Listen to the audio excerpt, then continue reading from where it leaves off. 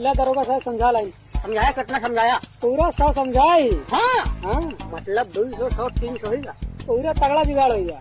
देखा जानता है ये बेचारा सीधा साधा लागत है। तू मारे आगे चाहे थोड़े बहुत मारे हुआ हमारा कहा मान दो आप में समझौता केला कि ना तिवारी? सही कहा था दरोगा साहब। गले मिला समझौता करा न दरोगा साहब? समझौता बिल्कुल न करा। हम न कर दे समझौता।